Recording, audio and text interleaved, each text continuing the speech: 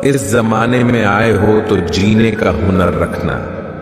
दुश्मनों से कोई खतरा नहीं, बस अपनों से बचकर रहना।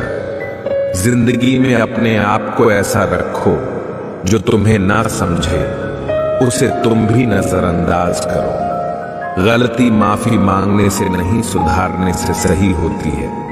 मैं उस किस्मत का सबसे पसंदीदा खिलौना हूं जो रोज तोड़ती है।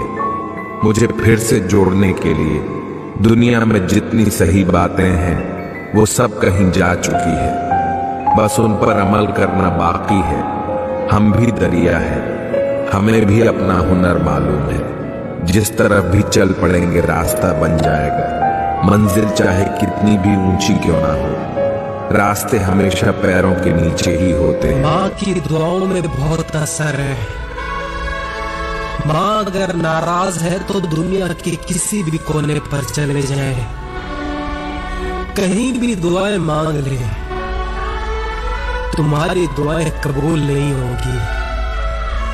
माँ को नाराज करके पीरों की चौखट पर जाने वाले भी सुने और अपनी तमन्नाएं और मुरादें पूरी करवाने वाले भी सुने कि अगर माँ नाराज है तो दुनिया की ऐसी कोई चौखट नहीं है जहां तुम्हारी दुआ कबूल हो जाए।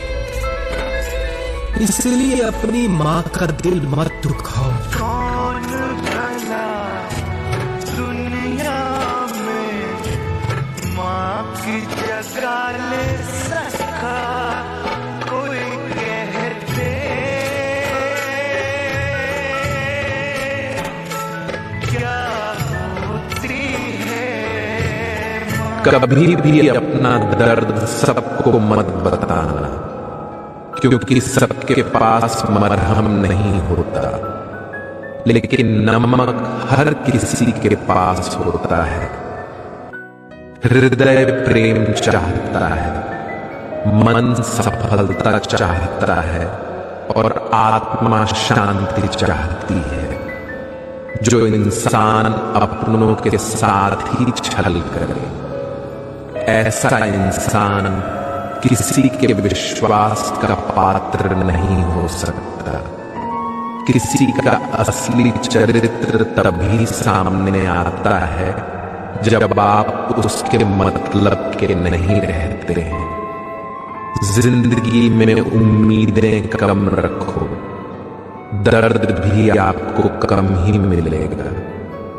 कोई कम में भी खुश है और कोई ज्यादा। मंदिर के बाहर लिखा हुआ एक खूबसूरत सच, अगर उपवास करके भगवान खुश होते तो इस दुनिया में बहुत दिनों तक खाली पेट रहने वाला भिखारी सबसे सुखी इंसान होता।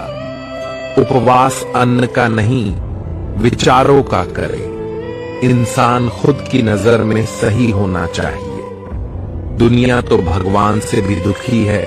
कंठ दिया कोयल को तो रूप छीन लिया, रूप दिया मोर को तो इच्छा छीन ली, दी इच्छा इंसान को तो संतोष छीन लिया, दिया संतोष संत को तो संसार छीन लिया।